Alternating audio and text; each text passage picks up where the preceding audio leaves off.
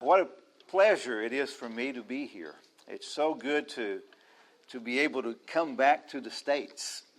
It gets lonely in the mission field. You know it? As many of you know, I'm looking at several people here that I know that have been in the mission field. And it doesn't matter if you're going to another country or if you're a missionary wherever you live, maybe even on your street. It can get pretty lonely. And loneliness is a topic that we always need to focus on and always need to hear about.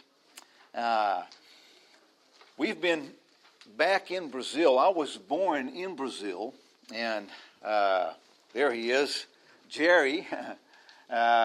Went with a team in 1961 to São Paulo, Brazil.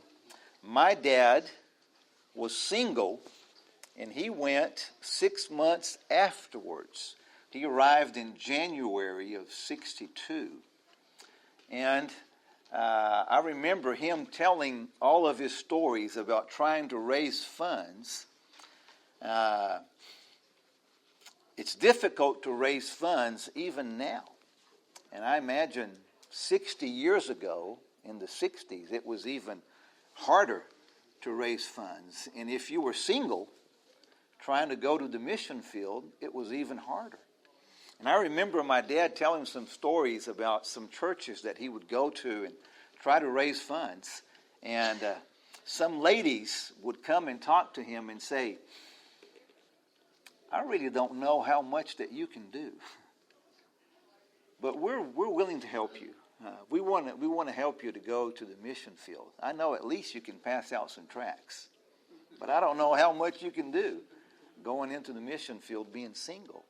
But my dad went and arrived in 62 and met with a team that was there, 13 and a half families. My dad was the half, because he was the single guy. And he met my mother in Brazil. My mother is Brazilian, and my mother was the team's Portuguese teacher. And I'll let Jerry tell you a little bit more about how that worked out, but of course it was God's plan. They had a teacher, and I think the teacher got hurt or was in an accident or something like that, and my mother came to be the substitute teacher for that big group of people. And she was single. My dad was single. So something more than the Portuguese language started happening between them. And eventually they were married. And my dad says that the classes were very expensive, so he married my mother so he could have some free Portuguese lessons. My mother says his Portuguese was so bad, he needed full-time attention. I kind of believe my mother on that side. But I was born in Brazil. I have two sisters who were born in Brazil as well. Both of my sisters are back in the States. Both of them live in Texas. And we have been in Brazil since May of 1993. We started working with the Memorial Road congregation in November of 92.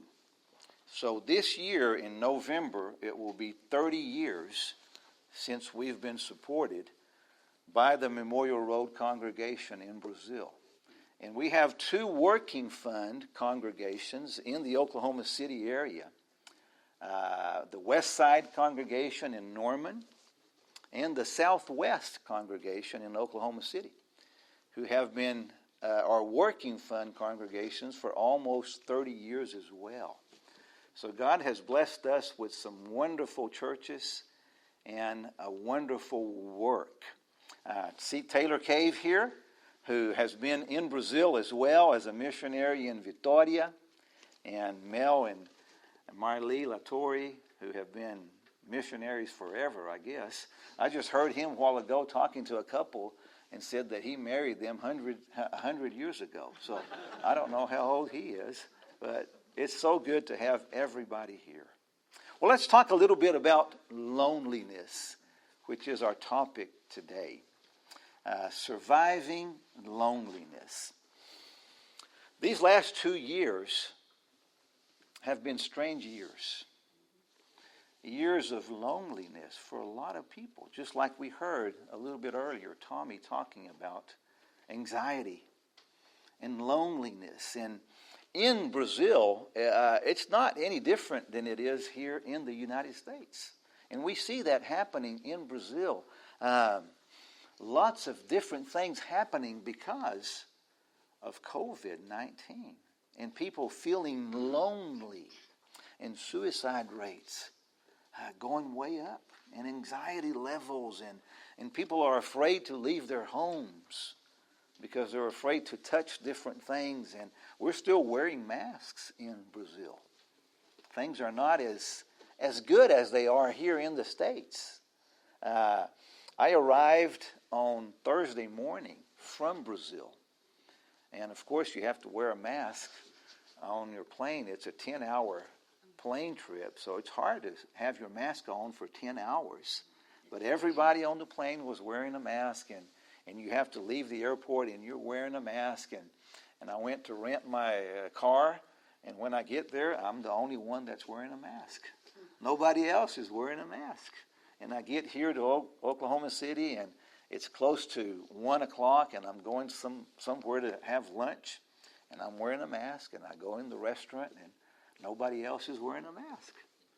So things are different. Cultural things can make you feel lonely as well, as I know a lot of you know.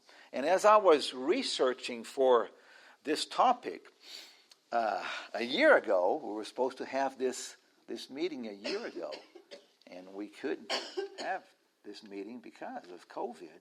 But as I was researching this, there's a Cambridge psychiatrist who has studied the problem of loneliness in the United States. And he says that for over 4 decades of studies, he has seen the devastating consequences of loneliness. Loneliness has been linked to an increased risk of cardiovascular diseases and stroke, and even the progression of Alzheimer's. One study found that it can be as much of a long-term risk factor as smoking. And I didn't know that as I was studying about all of this. Another study showed that in 2015, just a few years ago, a study using 3.5 million people, and a study that was collected over 30 years, found that those who fall into the category of isolation or loneliness, or even simply living on their own, see the risk of premature death increase by 30%. And you can see all these stats and all these different studies. A Gallup poll says that loneliness affects more than a third of the population of the world. Can you believe that? More than a third. And psychologists say that figure is rising. At a recent Christian conference, a poll found that 92%, this was very striking to me, 92% of the participants at that conference felt lonely. 92%. And a lot of us struggle with loneliness in silence. Lee Strobel, an author of Christian books, writes, "People today will admit any problem, drugs, alcohol, divorce, But there's one admission that all people are afraid to make. Whether they are a star on a TV show or whether they're someone who fixes TVs at a repair shop. He says it's just too embarrassing. It penetrates too deeply to the core of who they are. People don't want to admit that they are lonely. Loneliness is such a humiliating malady, he says, that it ought to have its own politically correct euphemism. Relationally challenged. That's what he calls it. Anything to make it safer to confess.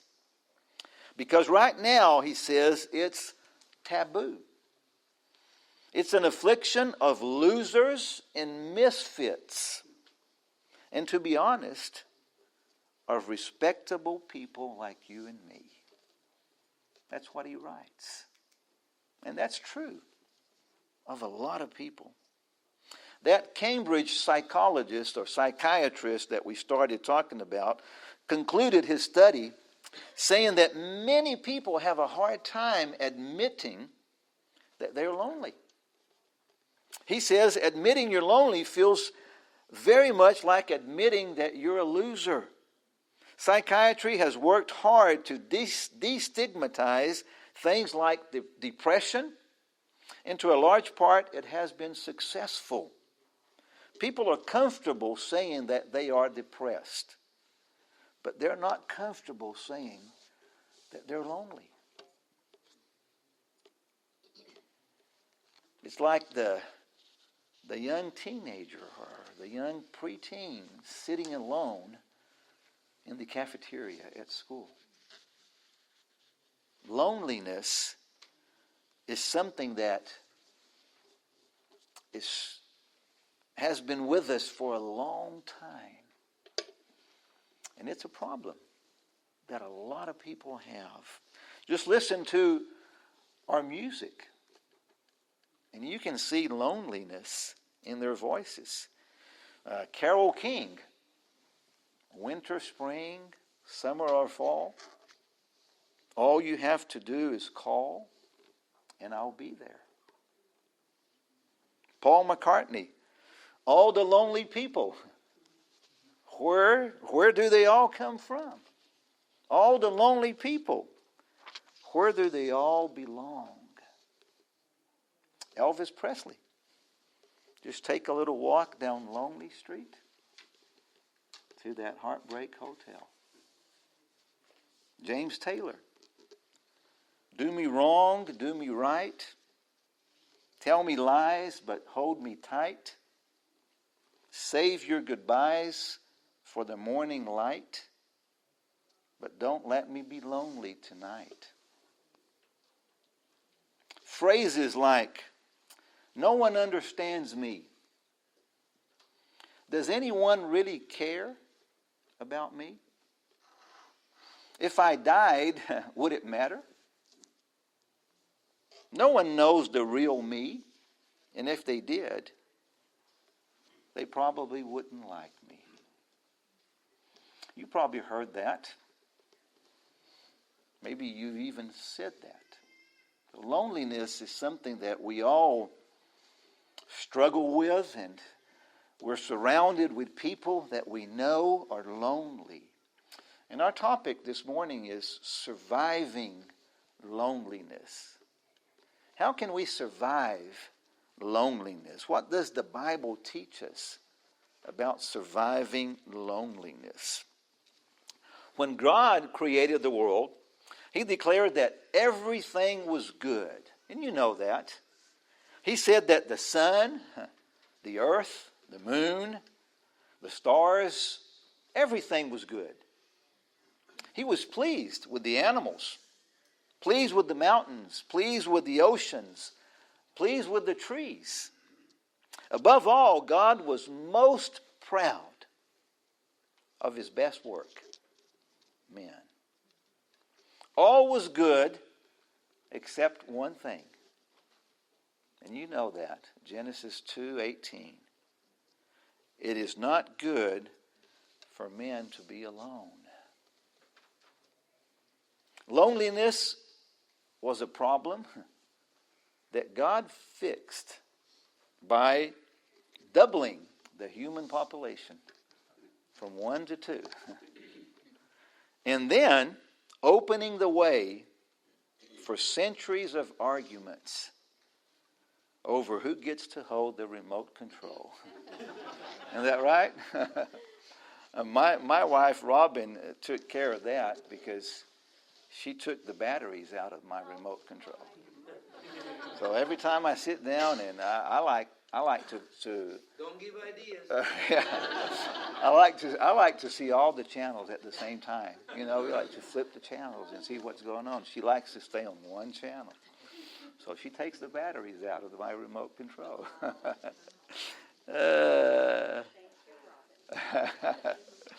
But the important point is this: God designed people to need each other. So, if it's not good to be alone, here's the question that we need to address. Why do people feel lonely so much of the time? Loneliness is a weird thing. If you're like many people, you can stand in a crowded room and feel alone. You can have people near your person, but far from your heart. You can be the life of the party and still be relationally bankrupt. I've talked to married people aching for intimacy, kids who feel or who crave real friendships, teenagers who battle feelings of isolation, countless single adults who long for married companionship, and many older people feeling abandoned and forgotten. Even leaders, the ones who seem to have it all together, often feel lost in the hollowness of their souls. And God does not like it. He does not like this. It's not good for men or women to be alone. Why is God so passionate about loneliness? I believe God deeply values relationships. He knows us better than we do, so He wants us to come to Him by sharing His love with one another. You know the passage in Matthew chapter 26. At the very end, when after they've had the Lord's Supper and they go out into the Mount of Olives, and Jesus is praying, and He has His closest friends with Him. And it's almost like they've abandoned Him. They can't stay up and pray. And Jesus knew loneliness. A little bit after that, a few hours after that, He's going to die. And His disciples abandon Him. Jesus knew loneliness. What an experience it must have been to Him to have those that He loved the most leave Him when He most needed them. So He knows when we feel lonely. He knows about loneliness because He felt loneliness as well. There are many causes of loneliness, and I want to mention some here, and then I want to talk about some ways that we can survive loneliness. But there are many causes of loneliness. One of them is the kind that we create for ourselves because we have intentionally or unintentionally isolated ourselves through either negative actions or attitudes. Second cause is loneliness beyond our control. Maybe through a divorce or a death of a friend or of a loved one. Another cause is psychological loneliness, which often affects those in leadership positions. A biblical example, when we heard that this morning, is Elijah. The meltdown that he had after Mount Carmel because he felt alone as a dedicated follower of God. And you might have felt the same way. Alone because you're trying to do what God wants you to do. Another cause is cultural loneliness. And culture can be very, very dangerous. I know a lot of examples of the first missionary team that went to Sao Paulo and different things that they said that caused a lot of confusion because of differences in the way you pronounce things. When I came to the States in 1990, after I finished my medical training, and I wanted to study the Bible, and I wanted to go back to Brazil to do some medical mission work, I was speaking at OC at a big outreach Monday night that they had there. And I was talking to them about my plans, and I said that I'm here in the States pretending to be a medical doctor. And everybody started to laugh, and I had no idea what I had said wrong. Because pretending in Portuguese is the same thing as intending in English. But pretending in English is something very different than intending. So there's a cultural loneliness as well. And I think our technology is a big cause of this type of loneliness. We're connected more than ever, but in a lot of ways that isolates us more than ever. We go to restaurants, my wife and I, to go eat, and it's amazing how many couples are there. But there really aren't there. Because he's on his phone and she's on her phone, and they don't talk to each other. They're there for an hour, but they're on their phones. Fifth is the loneliness that we choose because of a decision that needs to be made or a path that we need to walk. That was the loneliness that Jesus felt on the way to the cross. Loneliness is no respecter of persons. Everyone has experienced loneliness, including great persons and lonely persons, the rich and the poor, the educated, the uneducated. If you're lonely today, or if you have struggled with loneliness in the past, you're not alone. You're not alone. Some of the greatest people who have ever lived have experienced loneliness. But here's the good news. You don't have to remain lonely. It can actually be a catalyst for change and growth.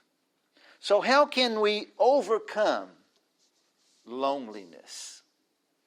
How can we win over loneliness? Let's learn together what God wants us to do. And you have on your outline there that you have today two things that we can do to overcome, to survive loneliness. Number one, pursue a deeper relationship with God. Pursue a deeper relationship with God, with Jesus Christ. God wants to have a close, personal relationship with us. The entire story of the Scriptures is God reaching out to His children. From the very beginning, this is what God is doing. He wants to have a relationship with His children. Jesus said, "Here I am." Remember in Revelation 3:20? "Here I am. I stand at the door and knock. If anyone hears my voice and opens the door, I will come. I will come in and eat with that person and they with me." Pursue a deeper relationship with Jesus. There's only one relationship which truly satisfies. All other relationships will come up short of what we expect from them. But if you put your hand in God's hand, He will not only never fail you or leave you, He will never forsake you. So the first way that we can survive loneliness and overcome loneliness is to pursue a deeper relationship with Jesus. Jesus knew loneliness. We just talked about that as most of His friends and followers abandoned Him at the cross. And because of that, God knows how we feel. Whether it's on the mission field, whether it's at your work, with your family, the street where you live, God knows our feelings of loneliness. And don't you think that He wants to satisfy that need in our life? Sure He does. He was the one who put the need of relationships in our hearts when He created us. He saw that it was not good for men to be alone. God knows about loneliness, and He's willing to meet that need in our life. The second solution for overcoming loneliness, for surviving loneliness, is to focus your attention and your energy on other people. The first one is to pursue a deeper relationship with Jesus. The second one is to focus our energy or attention on other people.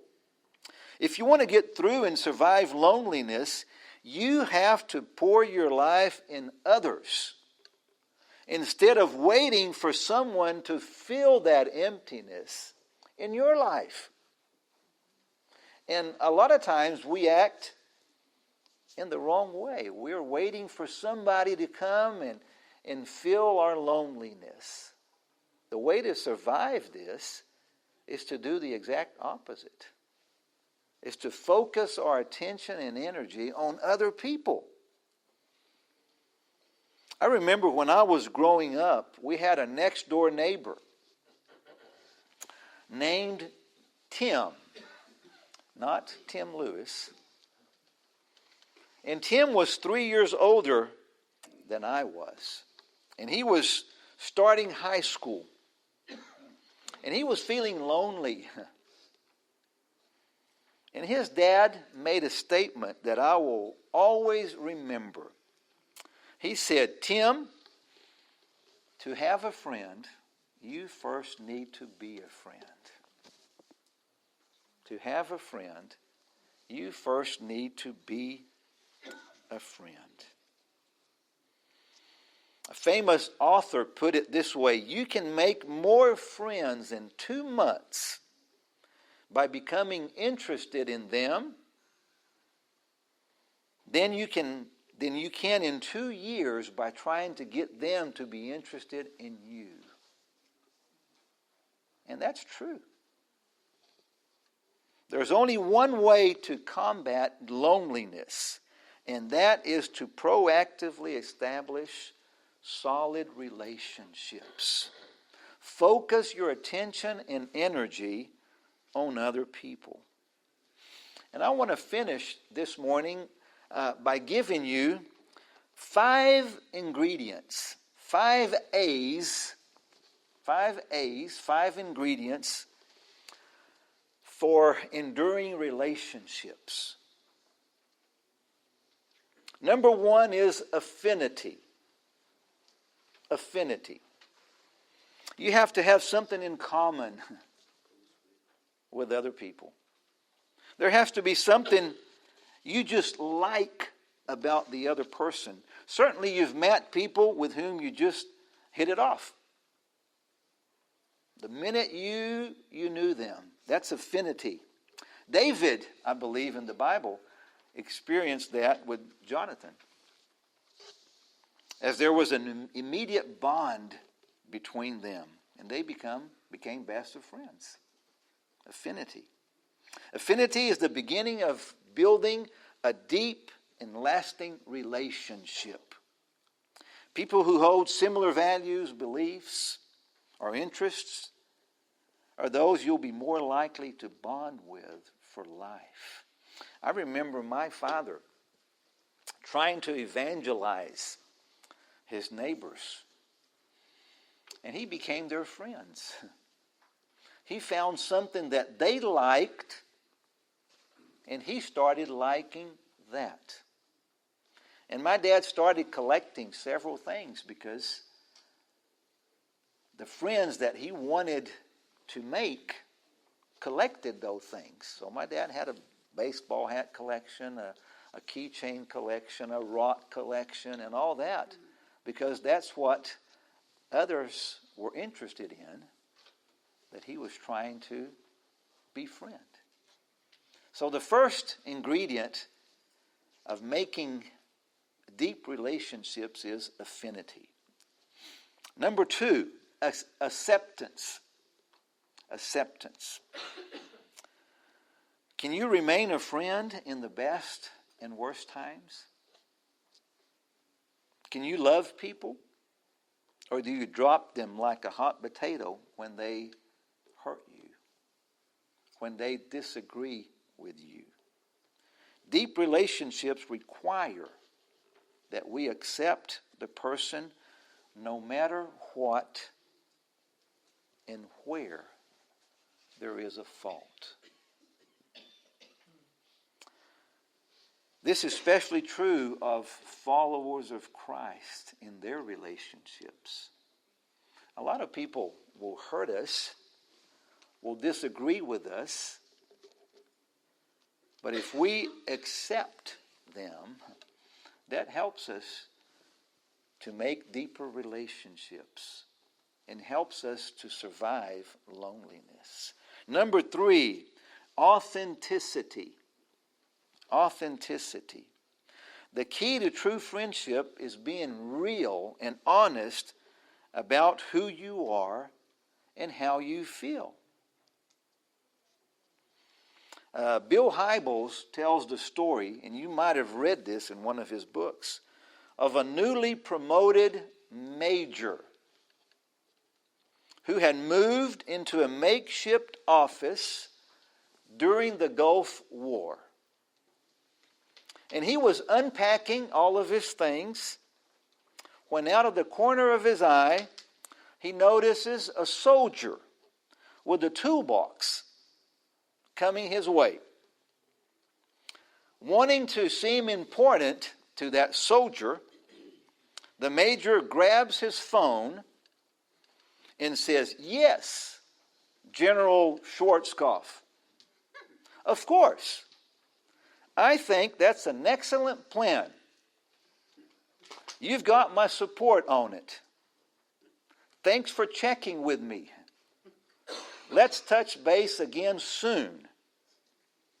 Goodbye, Norm. And he hangs up the phone. And the soldier is in his office there, and the major asks him, "Son, what can I do for you?" And the soldier says, "I'm just here to hook up your phone." Authenticity. If we're only about making good impressions and keeping up appearances, then we'll never go deep in our relationships. Never. Even Jesus, the Son of God, admitted to his closest friends when he was in need. The night before he was crucified, he told Peter, James, and John, "My soul is crushed." Matthew 26, with grief to the point of death. To experience enduring relationships, we need to be real with one another. Number 4, assistance. Assistance. Assistance.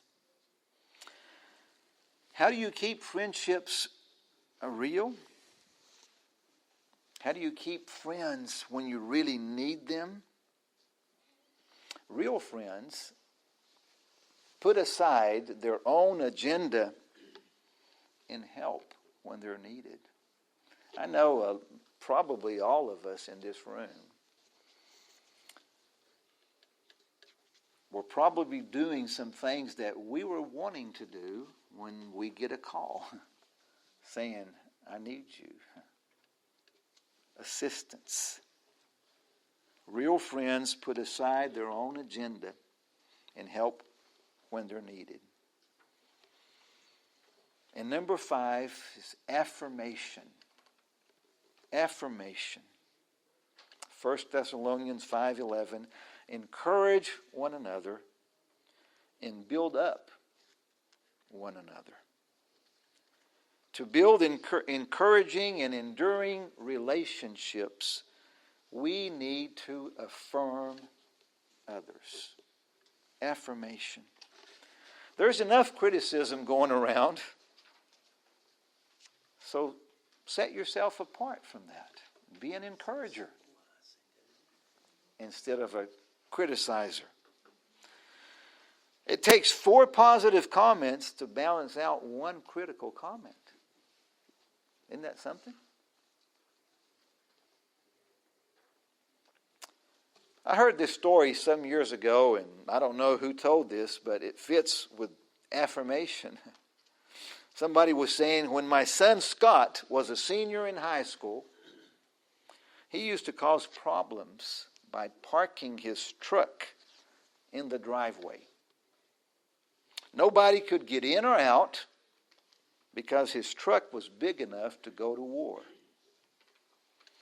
I always told him to park it out on the street.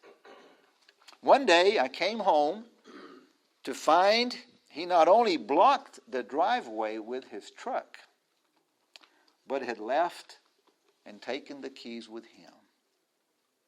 I was furious. 3 hours later, he showed up, and I was waiting for him. I stormed out of the house and let him have it. I didn't leave him in doubt about what he had done wrong and how I felt about it.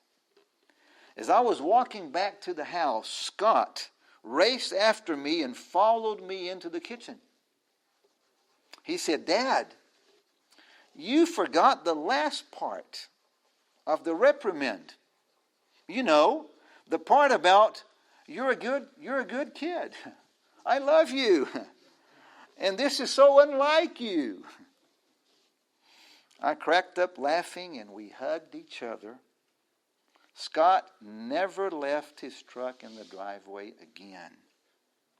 And I got better at reaffirming at the end of the reprimand. And then he writes, tell the other person how much they mean to you. Let them know by your words and actions that they are cherished. Praise them for what they do well. Affirmation is a good way to have deep relationships. Yes, you and I can survive loneliness, can overcome loneliness with God's help. God deeply values relationships. God designed people to need each other. Let's let God help us survive loneliness. We can do it. May God bless you as we help others that are struggling with loneliness. Maybe it is ourselves.